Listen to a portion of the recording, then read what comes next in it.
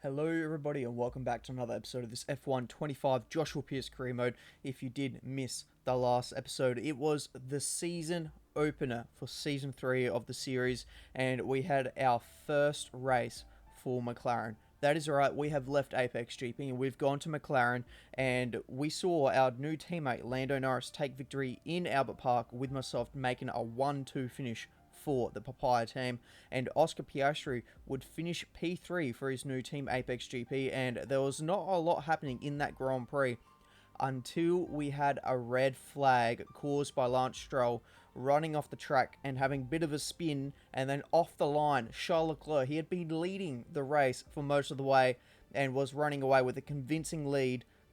It all went down the hill when he had an engine failure off the line of the restart. Absolute shocking luck for Charles Leclerc, and in the end would not go on to finish the race. And yeah, just absolute devastation for the man from Monaco.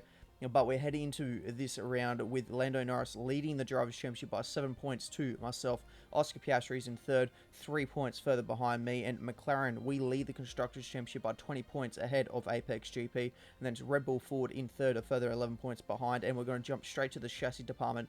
After fast forwarding some time, we have enough points to take a look at a minor weight redistribution upgrade with a new rear floor under tray, and this upgrade should get us on par with Red Bull Ford a bit further up the charts. And we will also just be doing the standard development for this one, as there's really no rush because they'll come in at the same time. And there has been some changes in the performance charts, most notably though a massive jump for Apex GP. The gap between ourselves, Red Bull Ford and Ferrari has closed even further as well. And with that, Mercedes have also managed to start pulling away a little bit from the mid-pack to try and get themselves back towards the front, where really Mercedes should be in this series. And Audi Sport have also closed the gap to the Racing Bull Fords to try and close up that battle as well. But let's head straight into qualifying in Jeddah. Welcome to the Jeddah Corniche, one of the fastest circuits on the calendar. But let's see who will be fastest of them all. We're about to set the grid for the Saudi Arabian Grand Prix. Yes, it's qualifying. This is by far one of the best tracks on the calendar for setting a quick lap time in qualifying. The weather is cool since we're at night. We're on the soft compound tyres. It is a perfect recipe for absolute fun, especially with the Wolves ever so close around here for any tiny little mistake, as we did out the final corner there. Luckily not putting it into the wall, and our times are improving. The first one wasn't too bad, but we were a little bit further down the field than we would have liked. We've gone again on the same set of tyres, so this is essentially a second push lap on these tyres. We went purple first sector, and as the checkered flag falls, it is Max Verstappen fastest by 2 tenths to Oscar Piastri, myself in third, 8 tenths behind, and Lando Norris, our teammate, he's ninth, 1.1 seconds off the pace. And knocked out in qualifying 1 is Lance Stroll by 300s. Kimi Antonelli, Alex Albon. The qualifying woes continue for Lewis Hamilton. Paul Aaron and Jack Doohan failed to make it to the next part, as Charles Leclerc, he's now gone faster, so the Ferrari showing some pace as we tag the wall on the exit. Luckily no damage is being done, but that will take away some of our momentum to the line, and it's fourth fastest. And as the checkered flag falls, we've been pushed down to P6, and with final push laps still on their way, I've gone out on a fresh set of softs because I am not sure if I was going to get knocked out or not. In the end though, a little mistake coming out at the end. We got held up just slightly by our old teammate Sonny Hayes, and we go faster. So the push lap, extra push lap wasn't really that necessary, but we save ourselves and we guarantee a spot into Q3 now. But we are now short a set of tyres, as our teammate Lando Norris, he's been knocked down by the barest margin, only 6 thousandths of a second. He has not made it, so I am the lone McLaren in this session, and as I said, I am now short a set of tyres. So right at the end, right at the death of the session, we've gone out for one flying lap. It's a purple first sector, green second, and in the end, it's only going to be good enough for third position, and it's an Apex GP front row lockout with Piastri on pole position for the Saudi Arabian Grand Prix by a massive half a second. And then I line up in third, only 500s off the front row, and joined by Max Verstappen. Once again, Oliver Behrman doing well to get his Haas Toyota inside the top 10 in 6th position. And Gabriel Bortoleto, in mind you, the slowest car on the grid, puts it 9th, just ahead of Carlos Sainz in his Williams.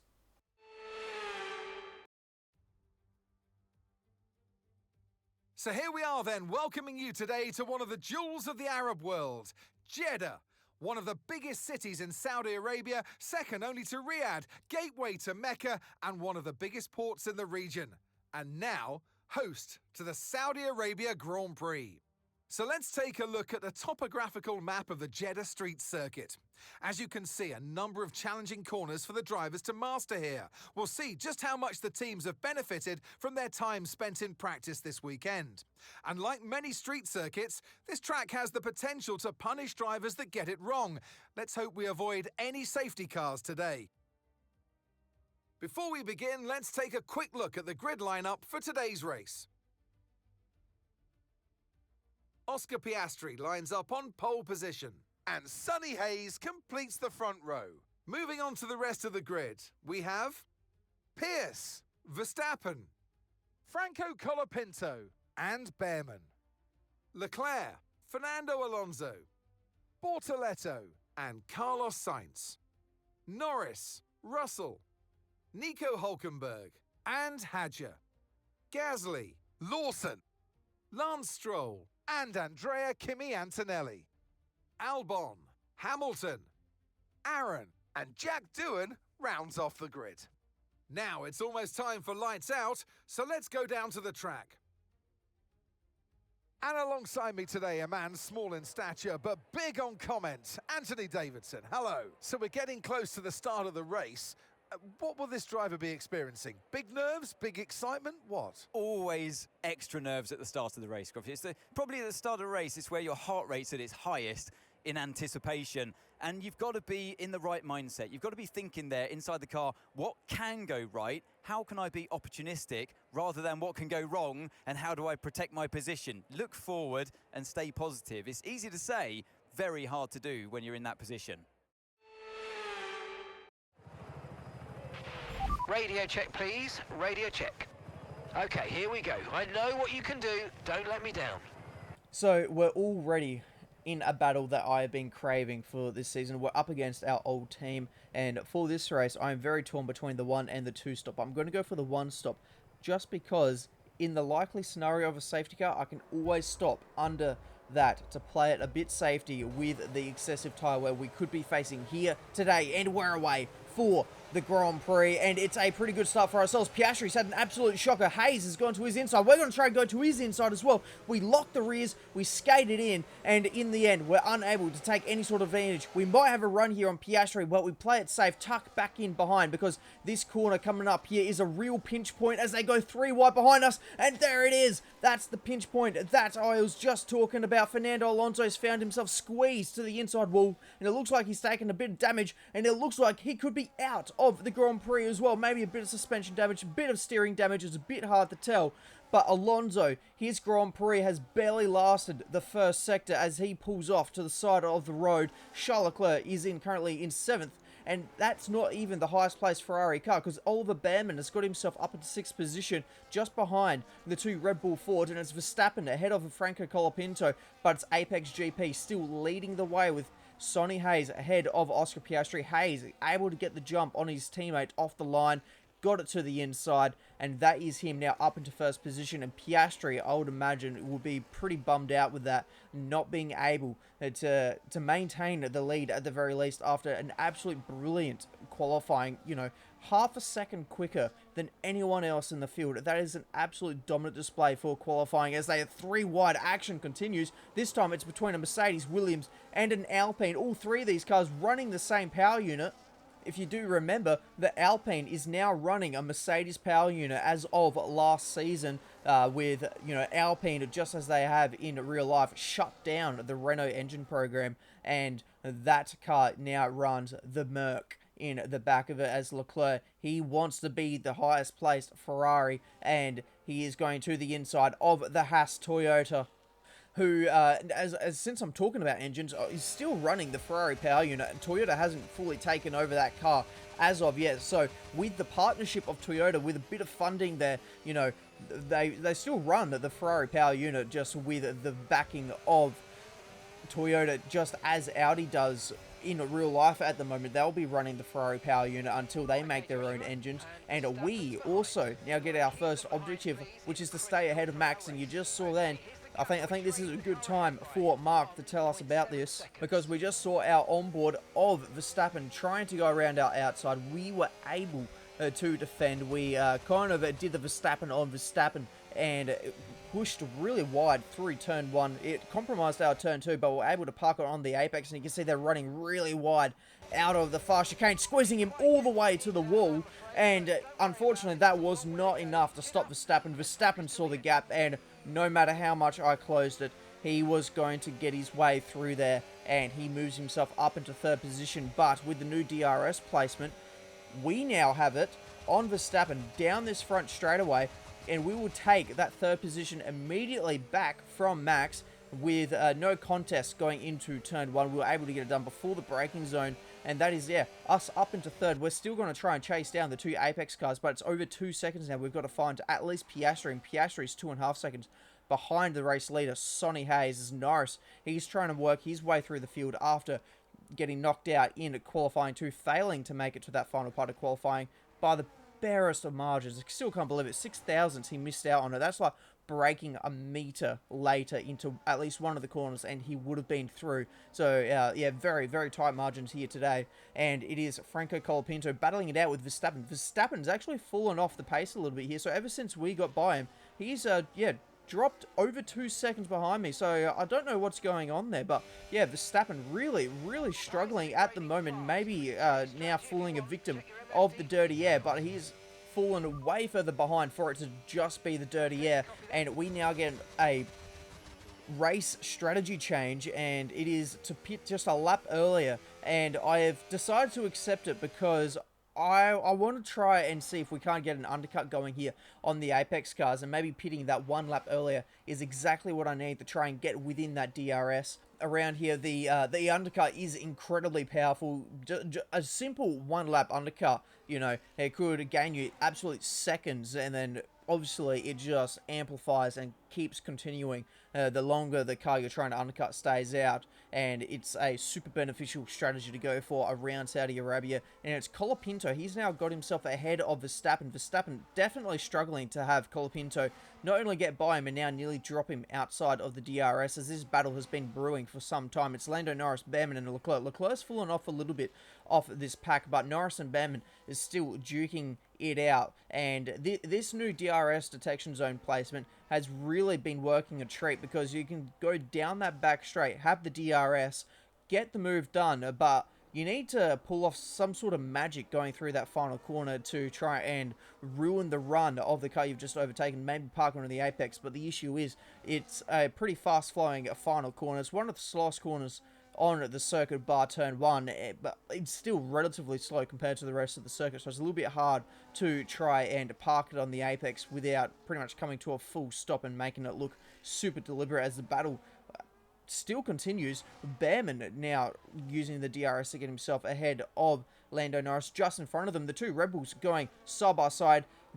Brilliant action, and is that maybe the reason? I just spotted there on Verstappen's car, I think that may be a broken front wing, and so that would explain the massive drop-off to myself, because it's now nearly 5 seconds between me and Colapinto. Verstappen's still within the DRS of Colapinto, so, you know, that just shows how much he's fallen away. And not only has this battling now held up Colapinto, it's going to get these guys closer to this battle of Lando Norris and Oliver Behrman, with Charles Leclerc now very much back in this battle, so maybe just recharging the battery for a few laps and to try and mount an attack, which he's trying to do now, very opportunistic, try and catch him a little bit napping there after being overtaken by Behrman. In the end, can't make the move done, so that battle will continue on. We now get our next objective to try and overtake Oscar Piastri, but it's lap 11, so this is now the box time for us, and I'm very, very glad that we have elected to pit that lap earlier, because look at my tyre wear icon. That is nearly, very nearly into the red, and as the pit window now comes around, it's not just me boxing a little bit early. Here is Oscar Piastri as well for Apex GP. He will come into the lane, we follow him in, and so it looks like everyone's probably running the same amount of tyre wear as I am, and I'm so thankful to get these tyres off We're onto the hard compound tyres, and in these games recently, the hard compound tyre has generally been the better tyre, to be honest. It's a more durable tyre. That's the best way to put it, and it's just much easier to push on and to try and set some quick lap times. We'll come ahead just ahead of Gabriel Bortoleto, which is pretty crucial because I would not want to be stuck behind an Audi for this next sector. As now we're looking at Pierre Gasly here. He's defending Lewis Hamilton. Hamilton looking very racy going into that corner, and it is actually going to be an engine blow-up for the Alpine. I was talking earlier about how they're now a Mercedes power unit, and it has gone up in smokes, and he will become the second retirement for this Grand Prix. And Alpine have just had some issues this season so far. They were both outside the points in Australia. They were battling really hard until Stroll spun it, caused the red flag, which in turn of events caused absolute chaos.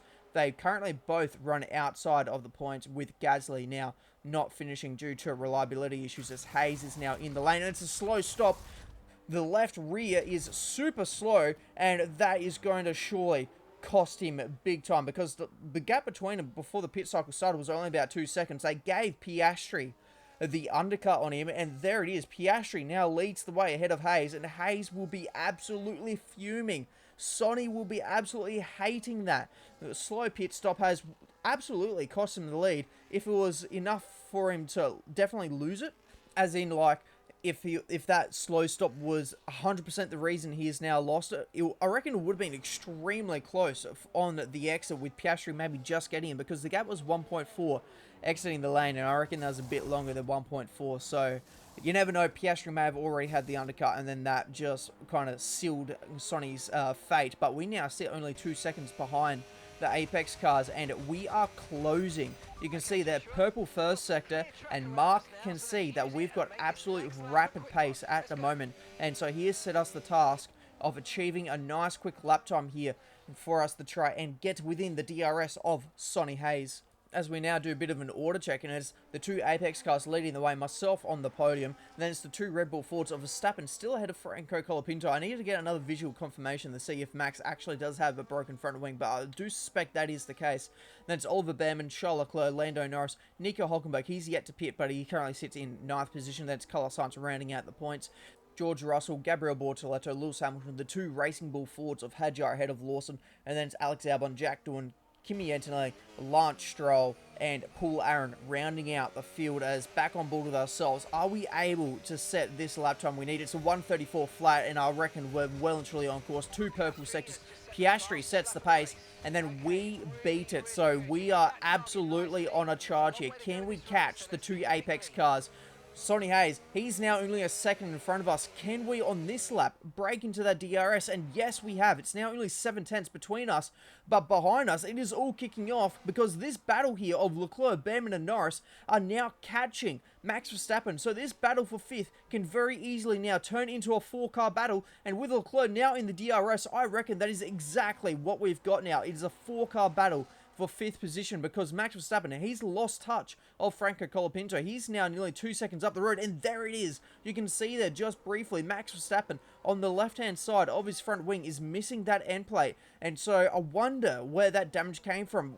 The only person that I know that he's made slight contact with was myself when he went for that real squeeze. So we were, remember, squeezing him right out to the wall, trying to make him to have to essentially back out of it, but he barged his way through. He was not taking no as an answer, and I wonder if that has cost him with some front wing damage. Obviously, it's not enough for the team to want to have to swap it out, because he's already come in for a pit stop and they've just left it. So he seems to be holding on quite alright, you know, not losing a massive amount of time in clean air to his teammate, but now maybe he could just be that roadblock for Colapinto to try and secure a 4th position here. So he goes defensive. Leclerc has already got him down the straight, but now he's trying to defend ahead of Oliver Behrman, and he does so successfully. But right in the back there is our teammate Lando Norris, who's still trying to make his way out inside the top 10 after, you know, getting knocked out in qualifying too. And you can see here Verstappen, once again, he is doing absolute miracles in this wounded car. He has got himself back up into 5th position, but as we've seen so far race long, he's going to be overtaken again by Charles Leclerc, and maybe if a Behrman's close enough, Behrman might have a look as well, but he doesn't. He stays in that 7th position with Norris tucked up behind. But the battle for 9th and 10th is also kicking off because you've got Carlos Sainz versus George Russell. So 2 Mercedes-powered cars. You've got the Williams and the Mercedes, factory Mercedes, that is. But back to our onboard now, and we have closed the gap to Hayes. We've been working at it, trying to get ourselves a good run to maybe be able to make this move, and we have done it very late onto the brakes, and that is us now up into the 2nd position. We can put our eyes now towards trying to catch Oscar Piastri. Yeah, we'd been working on that move for ages, trying to get close enough and not get too caught up in dirty air, but we've now made a mistake in the final corner, and is that going to leave us vulnerable to Sonny Hayes? Another attack from the American driver, and it will. We now lose that position. Hayes goes back through, and us battling has now allowed Piastri to run away by nearly 3 seconds. So that gap to 1st position is just extending the longer me and Hayes battle it out. And Colapinto, you can see there, we've also just absolutely gapped him. It's now 15 seconds, well, 14.2, but pretty much 15 seconds now between the podium places and 4th position. So I can really focus on this battle without having to worry about a threat from behind.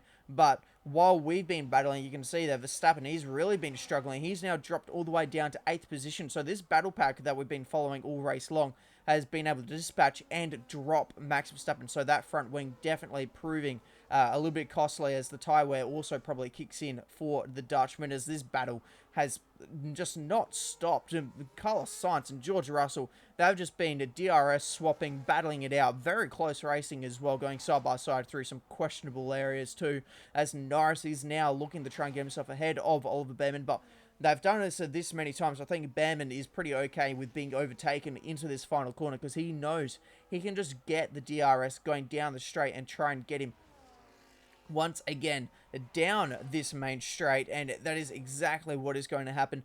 Down the straight, using the DRS under the brakes, and that is through into 6th position, and it's Charles Leclerc just ahead in 5th position. And trying to think about it, he's losing time to Colapinto, so I don't think a 4th is on for Leclerc, so you might have to sit tight and be happy with a 5th. Much better result compared to what he had in Australia with that engine failure with only a few laps to go.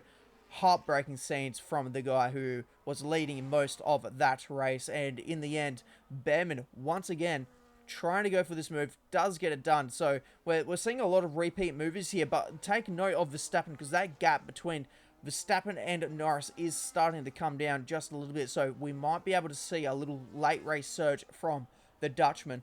And that gap is now 1.7 seconds. So the charge is absolutely on from Max Verstappen, as Norris once again gets himself ahead of Oliver Behrman going into here. Behrman definitely learning from earlier in the Grand Prix. He will know that he can now make this move, and that Red Bull Ford in the background ever getting closer. We could very soon see a 3-car battle here going onto the penultimate lap, and if they're going to be going side by side like this through these set of corners, 100% Max Verstappen could be absolutely on it, and it looks like Norris will have this move set in stone, because Behrman has not been able to get him back into turn 1. So is this all that Norris needed? Because he can try and push now through these first 2 sectors without the DRS. And look at that, Verstappen, he's all over the back of Oliver Behrman. Behrman, he's lost nearly 3 seconds in that lap after he's been overtaken by Norris. And so what is going on with the Haas Toyota? He has been done by the Red Bull Ford, and he now drops down to 8th position. Is this a resurgence from Verstappen very late into this Grand Prix? He won't catch the 3 seconds to get Lando Norris, but he's been able to at least resurrect one more position. But for us, it's the final lap. We're still in the DRS. We're trying everything we can to catch up to the back of Hayes, to get close enough to be able to make a move. But the issue is we don't have a lot of ERS, and you can see how much we're pushing as we run wide through the fast chicane. We're doing everything in our power to try and get close enough, and I just don't think it's going to be enough. You can see the tyre wear icon as well. We have absolutely used up these tyres to try and get it. We get so close under brakes, but you can see the car flat sliding. And then also on the exit, braking into wheel spin. Oscar Piastri, he'll take the win for Apex GP. Hayes will cross the line in second. And I tried absolutely everything. I I just could not get it. Hayes was too good. I think those years as teammates proved dividends. And an award-winning day for Oscar Piastri as he takes the checkered flag and wins. A great display of dominance today, Crofty, by this driver. They led from lights out to the flag at the end, led every lap of the race. Brilliant stuff by them, and excited to see what more they can do in future races. Only 3 can take to the podium, and here they come. And your winner today, the man from down under. Congratulations, Oscar Piastri. Piastri really had to work for that one. It wasn't as smooth as he wanted after getting done by his teammate at the start, and then the positions were reversed during the pit cycle, but it was due to a bad pit stop for Hayes, which I'm sure he won't appreciate too much, losing the provisional lead, and we take home another podium, so we can't be too disappointed with that. But I do wish I was able to get by Hayes there at the end. As we take a look at the rest of the top 10, so it was Franco Colapinto, Charles Leclerc, Lando Norris, Max Verstappen, Oliver Behrman, Carlos Sainz does end up finishing ahead of George Russell in that race-long battle. Pierre Gasly and Fernando Alonso are non-finishers in today's Grand Prix, with Oscar Piastri leading the Drivers' Championship by 7 points to myself and our teammate Lando Norris, who are tied on points. Sonny Hayes is in 4th, a further 7 points behind, and in the Constructors' Championship, it's tied at the top between McLaren and Apex GP on 66 points and leading Red Bull Ford by 36 points. Ferrari are in 4th, a further 10 points behind, and we are now losing our career-defining championship rivalry against Oscar Piastri. The bar has now been risen, and we need 90 points to win it. For our driver ratings, the experience loses some points, with everything else gaining, including the pace, which is now level 92, and for an overall driver rating of 91. And the recognition remains at 51% to Lando Norris. And that is going to be all for this episode. If you did enjoy it, please make sure to like and subscribe. And for the next one, we have another upgrade due, which is the new rear floor under tray just ahead of the Spanish Grand Prix. I'll see you then.